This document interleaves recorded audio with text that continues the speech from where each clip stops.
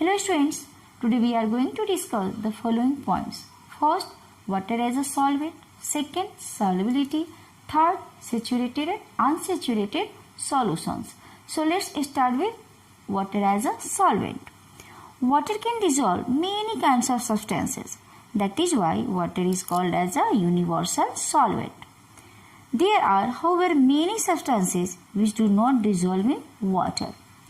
The substances which dissolve in water are called soluble in water. But those substances which do not dissolve in water are called insoluble in water. A liquid substance that dissolves in water completely in all proportions is called miscible with water. You may take example of alcohol is miscible with water. Next, a liquid substance that does not dissolve in water and forms a separate layer is called immiscible with water.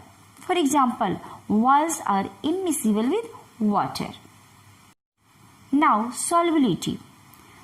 The limiting amount of any substance that water can dissolve is described by a term called solubility of that substance in water.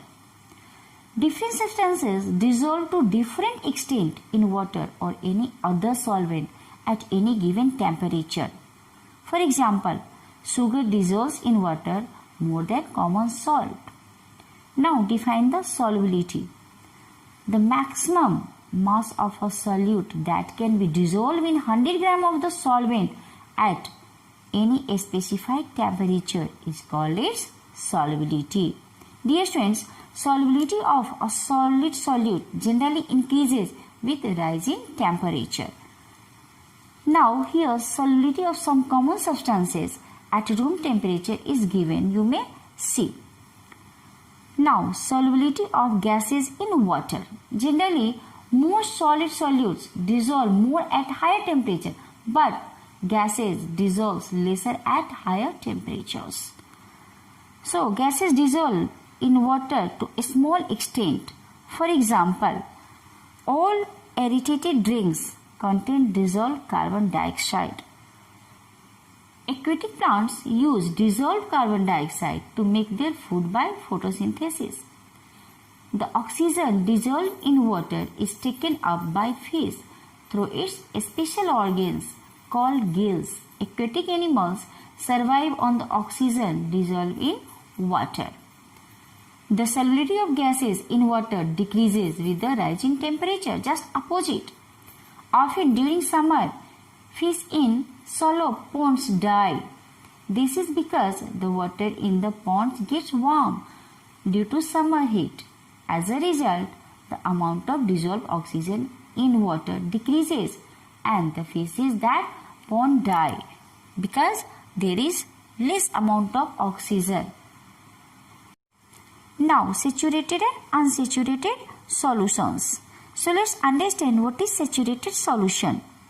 A solution in which no more solute can be dissolved at that temperature is called a saturated solution. For example, if in an aqueous salt solution no more salt can be dissolved at that temperature, then that salt solution will be a saturated solution. Thus, a saturated solution contains the maximum amount of solute which can be dissolved in it at that temperature. Now, unsaturated solution.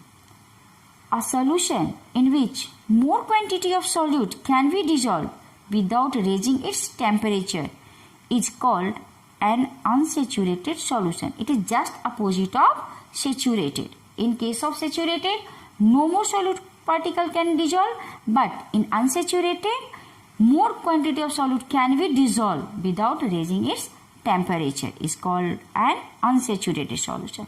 For example, if in an aqueous solution of salt, more of salt can be dissolved without raising its temperature, then this salt solution will be an unsaturated solution.